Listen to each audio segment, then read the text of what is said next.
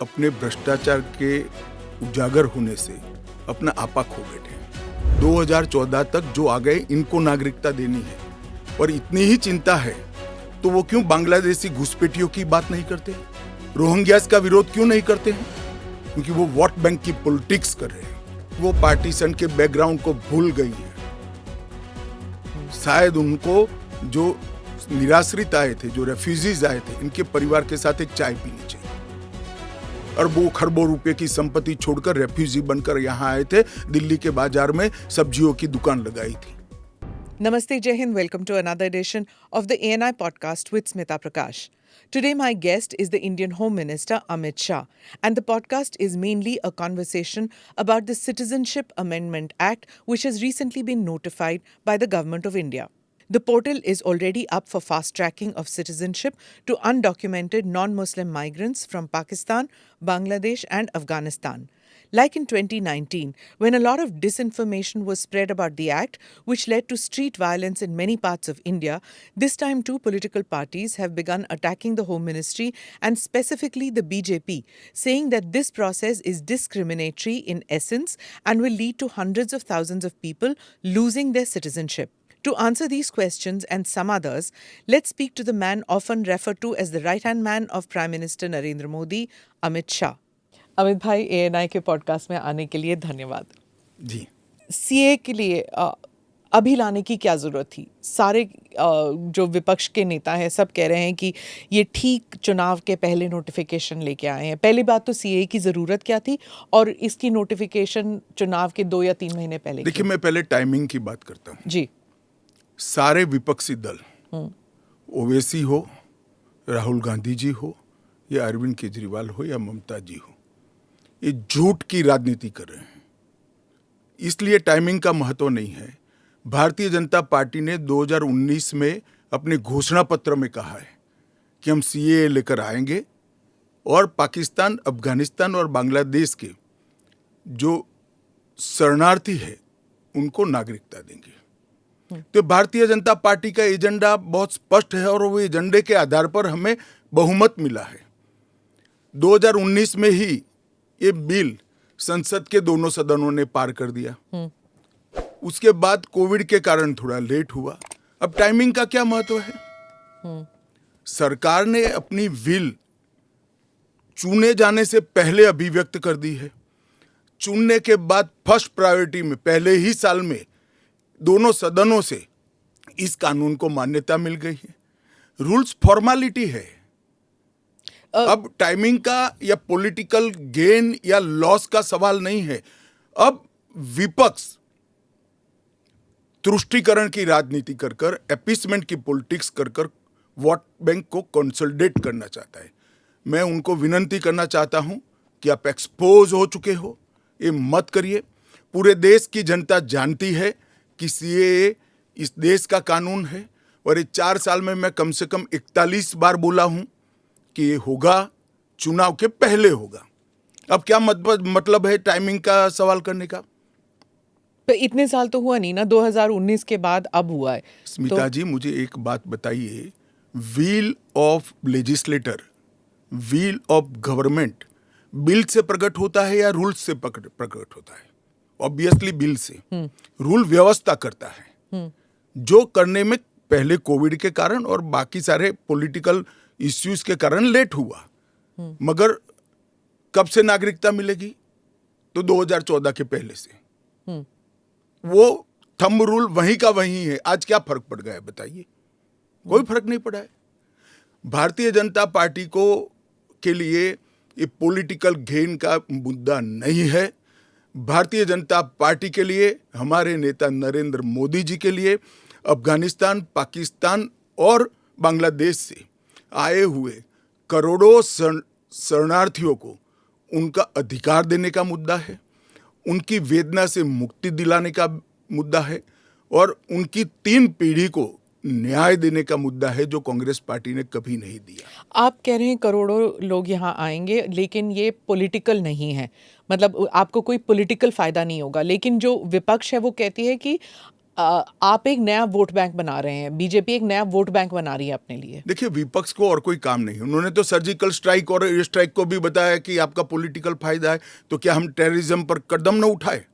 इन्होंने 370 को भी बताया कि ये आपके पॉलिटिकल फायदे के लिए कर रहे हैं। हम 1950 से कह रहे हैं कि हम 370 को हटाएंगे। उनका हिस्ट्री है, जो बोलते हैं वो करते नहीं है। मोदी जी का हिस्ट्री है, जो भारतीय जनता पार्टी ने कहा है, नरेंद्र मोदी ने कहा है, वो पत्थर की लकीर है। मोदी की हर गारंटी पूरी होनी है। 2019 में आपने एएनआई को इंटरव्यू में कहा था कि जो हिंसा हुई थी उस वक्त, सीए के कारण जो हिंसा हुई थी उस वक्त आपने कहा था एक डिसइंफॉर्मेशन कैंपेन है, और वो आप दूर नहीं कर पाए उस डिसइंफॉर्मेशन को, मिस इन्फॉर्मेशन, डिसइंफॉर्मेशन, जो भी।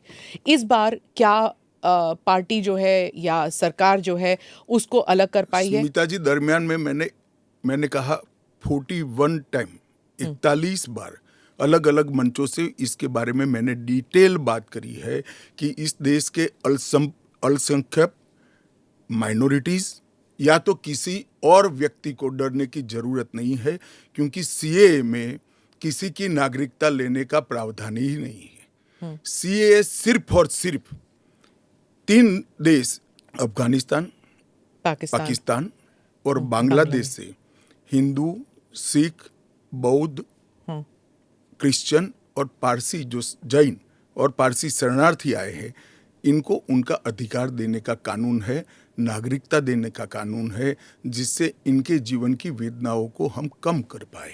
मैं बाकी रिलीजन्स के बारे में बाद में आती हूँ, पहले मुसलमान समुदाय के बारे में बात करते हैं, क्योंकि चाहे ओवैसी साहब हों, चाहे ममता बनर्जी हों, और फिर बहुत से विदेशी मीडिया जो है वो भी कह रही है it's an anti Muslim law, because आप मुसलमानों को नहीं शामिल कर रहे हैं, तो वो क्राइटेरिया ही है कि मुसलमान नहीं होने चाहिए। ऐसा नहीं है। आप इस लॉ को आइसोलेशन में नहीं दे सकते। इस देश का एक इतिहास है। 15 अगस्त 1947 को देश का विभाजन हो गया। देश 3 हिस्सों में बंट गया। वो बैकग्राउंड है। भारतीय जनसंघ, भारतीय जनता पार्टी हमेशा विभाजन का विरोध किया। हम कभी सहमत नहीं थे। इस देश का विभाजन धर्म के आधार पर होना ही नहीं चाहिए था, मगर उस वक्त किया गया। जब धर्म के आधार पर आप विभाजन करते हो और वहाँ जो अल्पसंख्यक है उन लोगों पर ढेर सारे अत्याचार हो, धर्म परिवर्तन कराया जाए, इनकी महिलाओं को अपमानित किया जाए, वो माँ बहन बेटी के लिए वो शरण में आए भारत की, तो क्या उसको यहाँ नागरिकता का अधिकार नहीं है? और स्वयं कांग्रेस के नेताओं ने आज़ादी के वक्त सैकड़ों भाषणों में कहा है कि अभी मारकाट चल रही है, अभी जहाँ है वहाँ रह जाइए, बाद में जब कभी भी भारत में आएंगे आपका स्वागत है। परंतु बाद में इलेक्टोरल पॉलिटिक्स चालू हुई, वोट बैंक की राजनीति चालू हुई।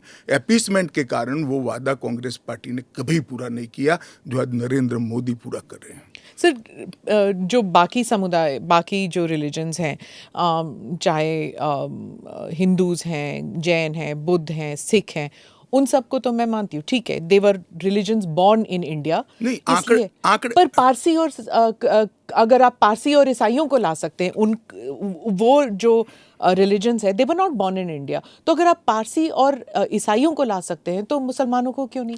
देखिए, मुस्लिम आबादी के लिए ही वो हिस्सा आज भारत का भाग नहीं है। वो भूमि इसीलिए दे दी गई थी। फिर तो हर देश से अव्यवस्था से जो आना चाहिए, इसके लिए भारत के दरवाजे खोल लो। भारत कहाँ बचता है? अखंड भारत के जो लोग हिस्सा थे और जिन पर धार्मिक प्रताड़ना हुई है, उसको शरण देना मैं मानता हूं हमारी नैतिक जिम्मेदारी है और हमारी कॉन्स्टिट्यूशनल रिस्पॉन्सिबिलिटी। और स्मिता जी, आप आंकड़े की गहराई में जाइए। जब विभाजन हुआ तब पाकिस्तान में 23% हिंदू थे, हिंदू और सिख थे। आज 3.7% बच गए। कहाँ गए सारे? इतने सारे तो यहाँ आए नहीं। धर्म परिवर्तन हुआ, अपमानित किया गया, 2म दर्जे के नागरिक के नाते इनको रखा गया। कहाँ जाएंगे ये लोग?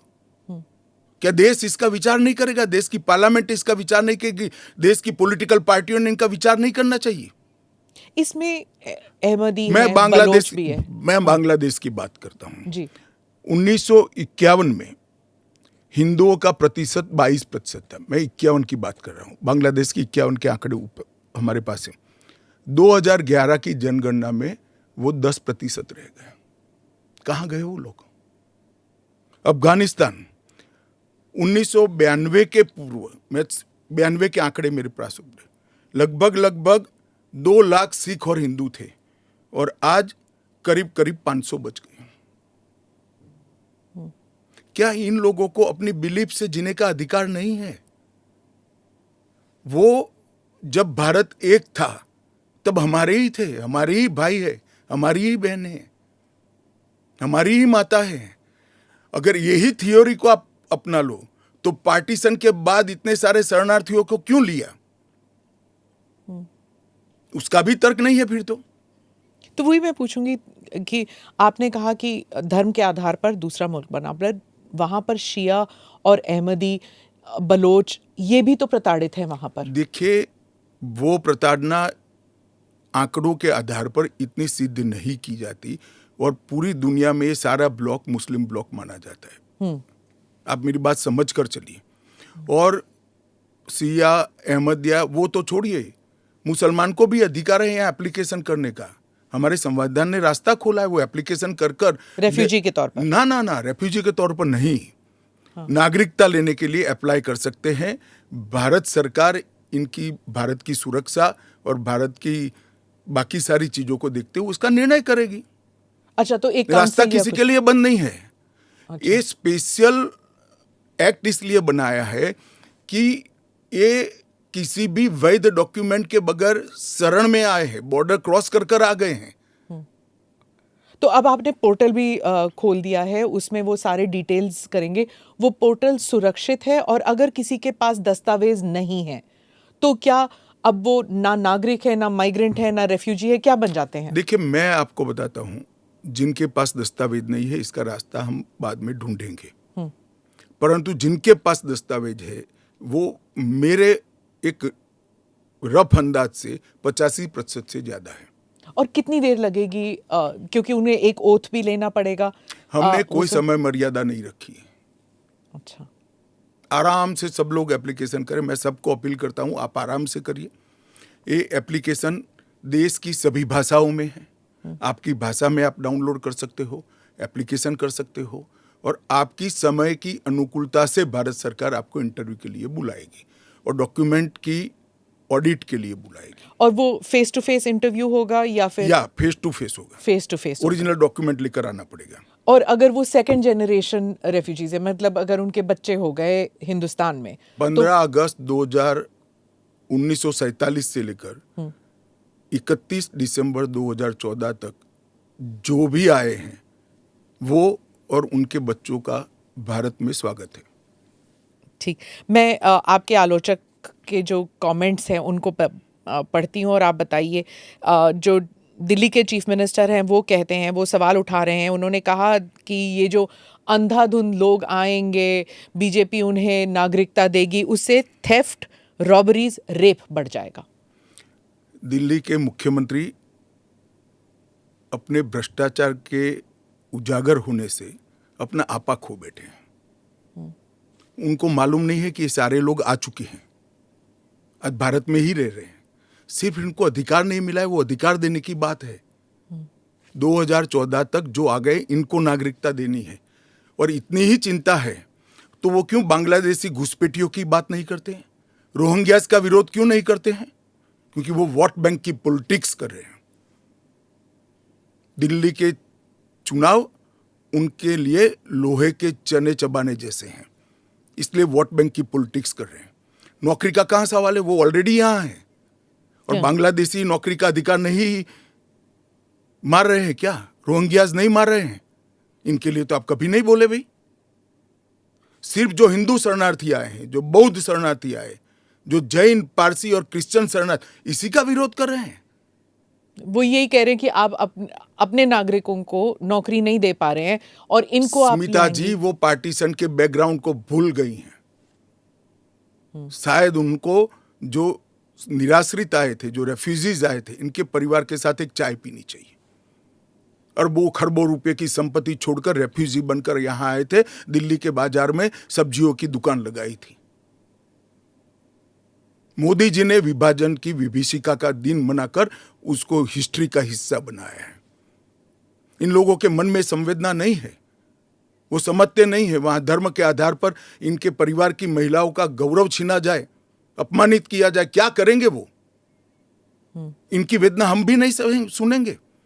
50 में आ गए, 60 में आ गए, 70 में आ गए, 80 में आ गए, आज भी नागरिकता नहीं है। बच्चों को अस्पताल में दाखला नहीं मिलता है, ढंग की नौकरी नहीं मिलती है, छुट भैया नौकरी करते हैं, अपने नाम से प्रॉपर्टी नहीं ले सकते हैं, मतदान नहीं कर सकते हैं। क्यों? क्या गुनाह है उनका? विभाजन का फैसला उन्होंने नहीं किया था, कांग्रेस पार्टी ने किया था।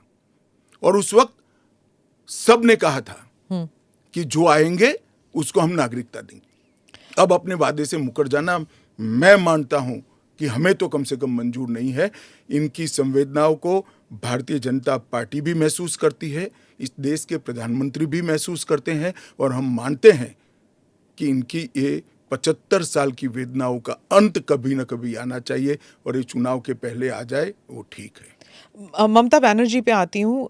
चीफ मिनिस्टर ने कहा है कि बीजेपी जो है ये हिंदू मुसलमान का खेल कर रहे हैं, और उन्होंने ऑडियंस को कहा कि आपकी प्रॉपर्टियां छिन जाएंगी, आपके बच्चों का एजुकेशन ख़त्म हो जाएगा, आपको डिटेंशन कैंप में भेज दिया जाएगा, और डिटेंशन कैंप ऑलरेडी हैं। तो ये सीएए के ज़रिए 15 से लेके 20 लाख लोगों की सिटीजनशिप छीन ली जाएगी।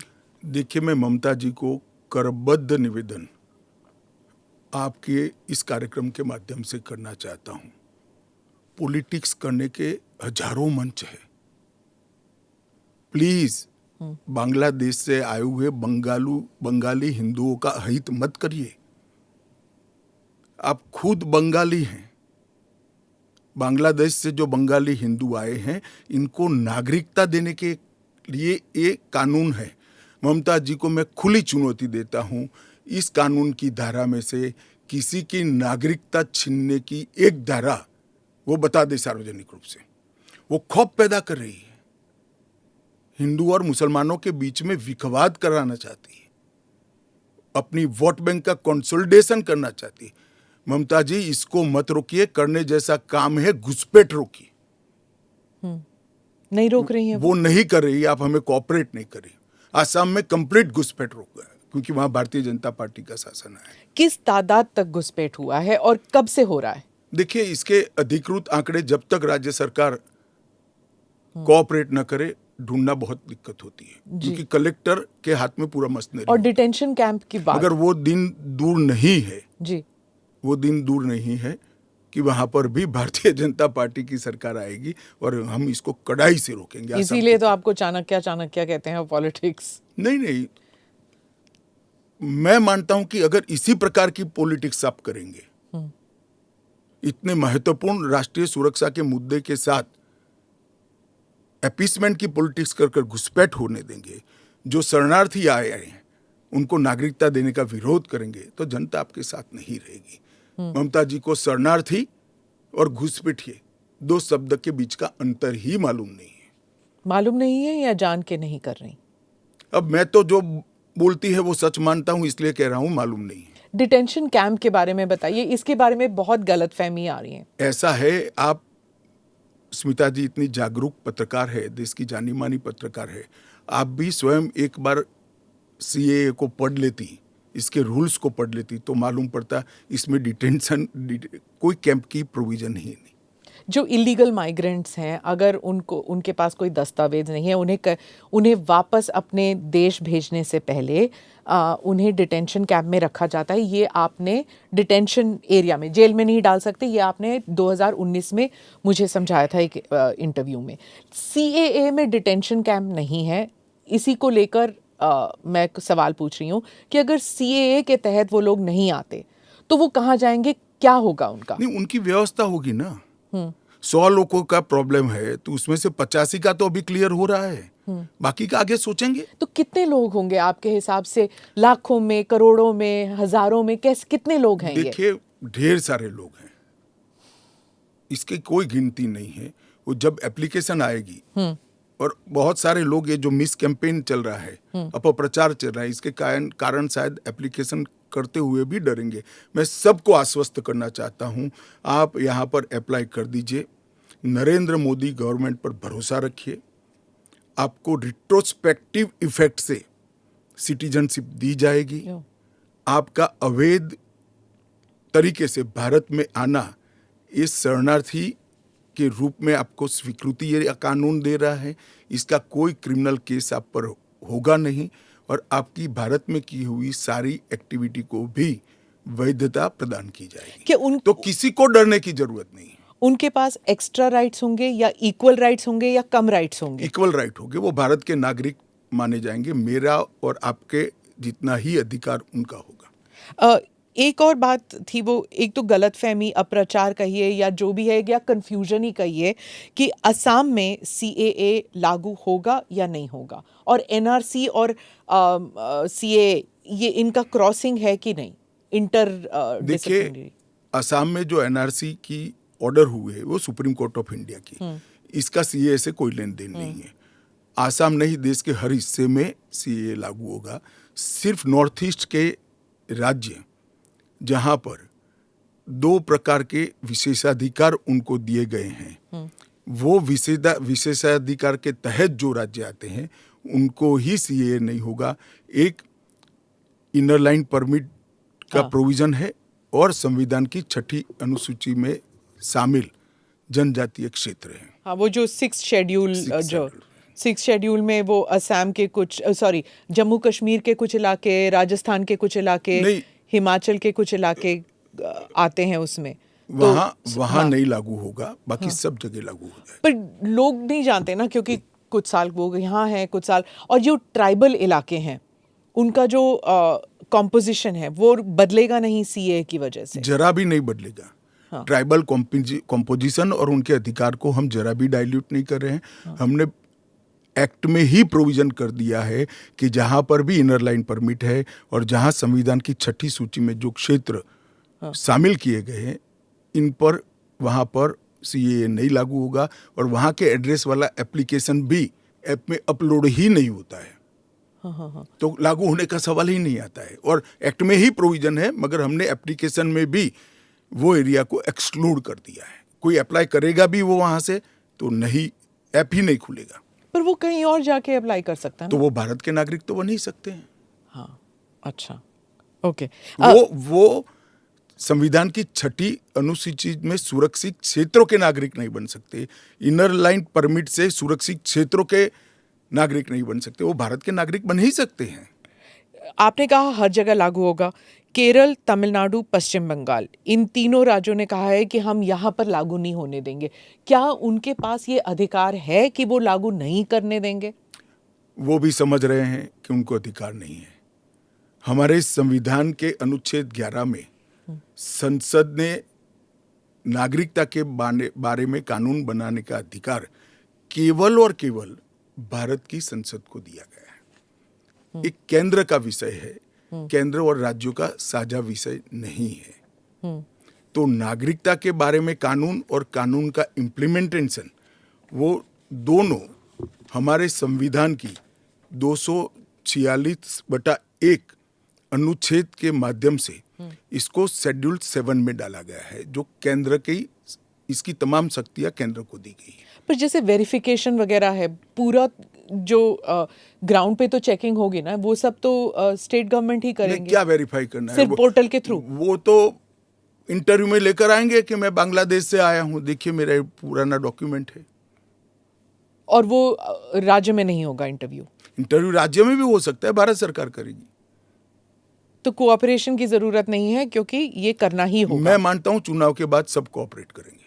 ये पॉलिटिक्स के लिए गलत प्रचार कर रहे हैं, अपीसमेंट की पॉलिटिक्स। और क्या यहाँ मतलब बांग्लादेश, अफगानिस्तान, पाकिस्तान के जो शरणार्थी हैं, क्या वो तमिलनाडु में गए हैं? वहां पर मतलब स्टालिन इसको इतना बड़ा, भाई मैं कोई पॉसिबिलिटी छोड़ना नहीं चाहता। हाँ। एक भी है तो उसको नागरिकता देंगे। जी। जयराम रमेश कांग्रेस के नेता ने कहा है कि ये अनकॉन्स्टिट्यूशनल है। शशि थरूर कहते हैं कि अगर कांग्रेस जीत जाती है इलेक्शन या इंडिया अलायंस जीत जाती है तो ये सीएए को रिपील कर दिया जाएगा। क्या कहेंगे आप? देखिए, उनको भी मालूम है कि इंडिया अलायंस सत्ता में नहीं आना है। मैं आज आपके चैनल पर कहना चाहता हूं, सीए के कानून को भारतीय जनता पार्टी की सरकार लाई है, नरेंद्र मोदी सरकार लाई है। इसको रिपील करना असंभव है। हम पूरे देश को जागरूक करेंगे और रिपील करने वालों को कहीं पर स्थान ही न मिले, इस स्थिति होगी। और जहाँ तक असंवैधानिक होने का सवाल है, वो आर्टिकल अनुच्छेद 14 का हवाला देते हैं। वो भूल जाते हैं कि अनुच्छेद 14 में 2 अपवाद रखे हुए हैं। एक रीजनेबल क्लासिफिकेशन का अपवाद है और दूसरा कानून के उद्देश्यों के साथ लॉजिकल संबंध होना चाहिए। तो वो आर्टिकल 14 का वायोलेशन नहीं करता है। इसमें रीजनेबल क्लासिफिकेशन बहुत स्पष्ट है कि जिन लोगों पर भारत के पुराने हिस्सों में आज वो विभाजन के कारण देश से कटे हैं, अफगानिस्तान, पाकिस्तान और बांग्लादेश में, जिन लोगों पर धार्मिक प्रताड़ना होने के कारण जो भारत की शरण में आए हैं, उसके लिए एक कानून है। तो रीजनेबल क्लासिफिकेशन बहुत स्पष्ट है और इसलिए ये पूरी तरह से संवैधानिक कानून है। एक और क्रिटिसिज्म है, महबूबा मुफ्ती कहती हैं कि ये सुप्रीम कोर्ट में जो है उसकी सुनवाई अभी बाकी है, तो इतनी जल्दबाजी क्यों? देखिए, हर कानून को कोई सुप्रीम कोर्ट में स्टे करेगा तो कानून का इम्प्लीमेंटेशन नहीं होगा। सुप्रीम कोर्ट के सामने न्याय मांगने के लिए जाना और सुप्रीम कोर्ट ने स्टे देना 2 अलग बात है। इस कानून पर सुप्रीम कोर्ट का कोई स्टे नहीं है। 4 साल से लोग गए हैं, अभी लंबित है, मगर सुप्रीम कोर्ट ने इसके इम्प्लीमेंटेशन पर कुछ स्टे नहीं दिया है। मैं महबूबा जी को पूछना चाहता हूँ, 370 पर 1951 में ही सुप्रीम कोर्ट में अर्जी हो गई थी, फिर क्यों इतने समय तक आप एंजॉय किए भाई? आप बताएंगे देश की जनता को? जब आपके पक्ष की बात होती है तब नैतिकता के पैरामीटर्स बदल जाते हैं।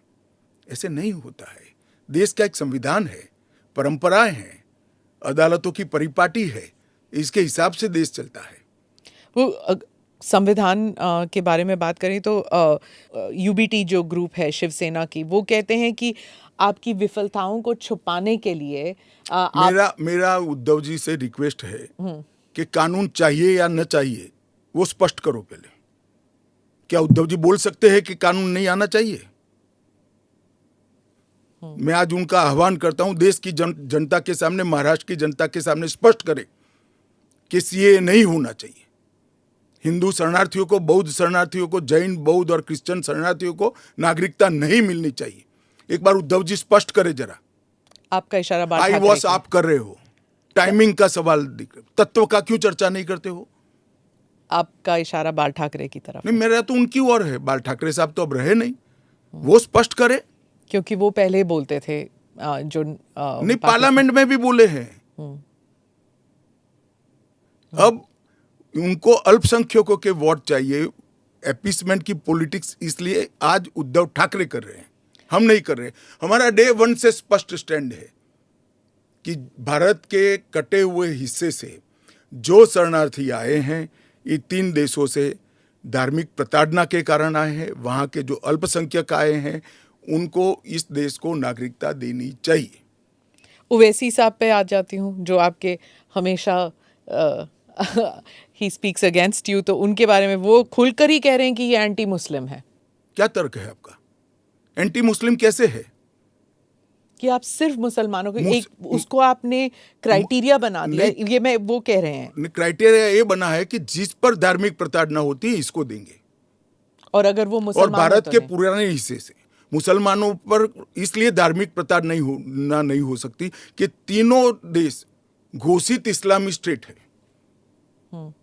कौन करेगा धार्मिक प्रताड़ना? कौन करेगा इस्लाम के अनुयायियों के साथ? ये तीनों देश घोषित इस्लामिक स्टेट इनके नाम के अंदर है, इनके संविधान में है। पर मैं फिर से वही पूछूंगी कि अगर आप ईसाइयों को दे सकते हैं, अगर आप पारसीज को दे सकते हैं जो इस्लामिक नहीं हैं, और अगर उन पर हो रहा है तो फिर आप why can't you give it मुसलमानों को क्यों नहीं? देखिए, ऐसे तो फिर दुनिया भर से देश में जो आए सबको नागरिकता दे तो दो। अमेरिका तो करता है ना, सबको ले हम भी लेता है। करते हैं, अप्लाई करे वो घुस कर नहीं आ सकते।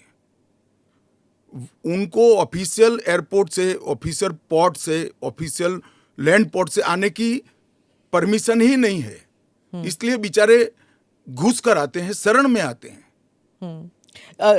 अमित भाई, वो आपका एक वो इंटरव्यू बार बार लूप पे चल रहा है हर जगह कि क्रोनोलॉजी समझिए, सीए के बाद एनआरसी आएगा। देखिए, ऐसा है स्मिता जी, सीए का कानून अभी चर्चा पर है। एक, इसमें एनआरसी का कोई प्रोविजन नहीं है। दो, इसमें किसी की नागरिकता छीनने का कोई प्रोविजन नहीं है। तीन, अगर विपक्ष को ये चाहिए कि उनसे चर्चा हो तो कोई भी कानून करने से पहले और बाद में संसद में चर्चा होती ही है। तो दोनों को मिक्सअप कर कर आप क्या लेना चाहते हो? अभी सिर्फ सीए चर्चा में है। जैसे सीए को इतना वक्त लगा, जिस तरह फार्म लॉज को रोल बैक किया गया क्योंकि सच अ लॉट ऑफ बैकलैश, तो क्या अगर इंटरनेशनल प्रेस में आने लगे और अगर यहाँ पर सड़कों पर लोग उतर आए तो क्या ये भी वापस ले लिया जाएगा? देखिए, सीए का कानून कभी वापस नहीं जाएगा, और भारत की नागरिकता सुनिश्चित करना ये भारत का विषय है, भारत की संप्रभुता का निर्णय है। इसके साथ हम कोई कॉम्प्रोमाइज नहीं कर सकते। जब हम ट्राइबल एरियाज़ की बात करते हैं, अभी आपने कहा कि जो 6 शेड्यूल और जो काउंसिल्स, ट्राइबल काउंसिल्स का एरिया था, वहाँ पर ये ऑटोनोमस काउंसिल्स जहाँ पर हैं वहाँ पर नहीं होगा, लागू नहीं होगा।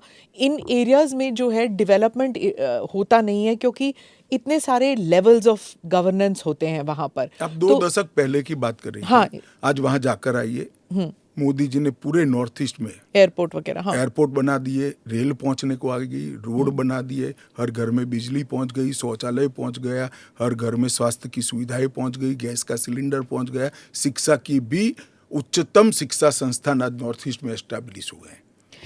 जो पोर्टल से जब इनको नागरिकता मिलेगी, इससे उनको क्या क्या सुविधाएं मिलेगी? क्या आम नागरिक की तरह, या फिर जैसे उनको ये दिखाना पड़ेगा कि हाँ सीएए के तहत हमको नागरिकता मिली है? क्या ये अलग आइडेंटिटी? ना ना ना ना ना, वो भारत के आम नागरिक की तरह ही भारत के नागरिकों की सूची में सम्मान के साथ समाहित हो जाएंगे, और उनको मेरे और आपके जितना ही अधिकार होगा।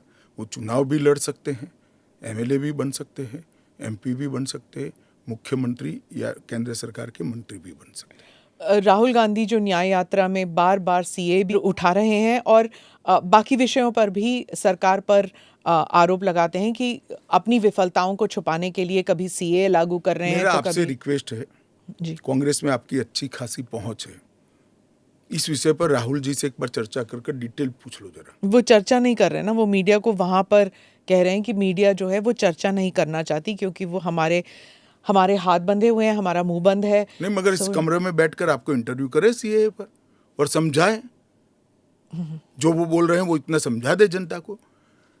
राजनीति के अंदर आपके निर्णय को जस्टिफाई करने की जिम्मेदारी आपकी होती है। जैसे मेरी सरकार का फैसला ऐसी है, इसके बारे में मेरी पार्टी के तर्क, मेरी गवर्नमेंट के तर्क, और क्यों ये देश के हित में है मुझे समझाना पड़ता है। जरा राहुल गांधी जी आपके इसी कमरे में आकर देश को समझा दे कि क्यों विरोध में है। आप कहते हैं कि ये राजनीतिक नहीं है, लेकिन आपके जो राजनीतिक स्पीचेस हैं, तेलंगाना में आपने कहा, जब आप अपने वायदे गिनते हैं कि ये वायदे हमने पूरे किए, तो सीए भी उसमें है, तो इसमें राजनीतिक कहाँ से हो गया? तो फिर आपके तो वायदे हमारा एक वादा था कि देश के अर्थतंत्र को सुधारेंगे, तो क्या अर्थतंत्र मत सुधारो, पॉलिटिक्स कर रहे हो। फिर राजनीतिक कहाँ से हो गया? हम मानते हैं सीए देश के हित में है, इनका अधिकार है, इसलिए हमने दिया है। पॉलिटिक्स कहाँ से? वो भी कहना देना चाहिए। अगर राजनीतिक फायदा है तो उनको कौन रोक रहा है? पर सीए पे तो बहस हुआ नहीं ना, वो बात पास हो गया, उसके बाद पास कैसे हो गया? पार्लियामेंट में पूरी बहस करी है हमने। तो अगर 400 सीट आते तो क्या वो फुल लाइसेंस हो जाता है कि आपके हिसाब से कि जनता ने कहा कि हमने आपको 400 सीट दी है, अब आप जो भी देश हित में समझे वो करते जाइए? ऐसे लाइसेंस जिन्होंने उपयोग करे, हमने तो कभी नहीं करे। हमने तो जनता ने जब जब आशीर्वाद दिया बड़ी जिम्मेदारी के साथ देश चलाया, चाहे अटल जी हो चाहे नरेंद्र भाई हो। इंदिरा गांधी ने एक बार लाइसेंस का दुरुपयोग किया था और फिर स्वयं चुनाव हार गई थी। तो इसका भी मैकेनिज्म पड़ा है ना। जो लाइसेंस का दुरुपयोग करेगा उसका भी मैकेनिज्म है। हमारे 5 साल के बाद पब्लिक के सामने जाना है, यहां समाप्त नहीं हो जाता है। ये आप कह रहे हैं, लेकिन जैसे फॉरेन मीडिया को अगर आप देखें, वो कह रहे हैं कि एक के बाद एक जो आपने किया है, चाहे ट्रिपल तलाक हो, 370 हो, CAA हो। एक सेकंड, फॉरेन मीडिया को पूछे उनके देश में ट्रिपल तलाक है क्या? नहीं है। उनके देश में मुस्लिम पर्सनल लॉ है क्या? उनके देश में एक भी स्टेट में 370 जैसा प्रोविजन है क्या? पर हमारे में हिंदू लॉ भी तो है, सक्सेशन लॉ है। इसका नाम हिंदू लॉ है, वो देश का नागरिक कानून ही है। फिर मैं उसी सवाल पे आती हूँ, चाहे CAA हो, UCC हो, या UCC नहीं, CAA हो, या फिर 370 हो, ट्रिपल तलाक हो, ये सब आपकी मेजॉरिटी की वजह से ये सब स्मूथली हो गया। अगर आप 400 लेकर आते हैं तो फिर तो कुछ और ही हो सकता है, इन द सेंस कि प्रियम्बल तक आप बदल सकते हैं, सोशलिज्म हटा देंगे, सेक्युलरिज्म हटा देंगे। संविधान की रचना करते वक्त ये सारी चीजें बहुत सोच समझकर बनाई गई हैं। तो मुझे बताइए कि जब जवाहरलाल नेहरू जी की पूर्ण बहुमत होती थी, इंदिरा जी की होती थी, राजीव गांधी को 400 सीट मिल गई, तो उस वक्त सब उचित था? नहीं था ना, इसीलिए तो उन्हें हटा दिया गया। तो हम भी नहीं करेंगे, उचित नहीं करेंगे, हम संयम नहीं रखेंगे, सेल्फ डिसिप्लिन नहीं रखेंगे, तो हमें भी बदल देंगे। ये तो कोई तर्क नहीं हुआ।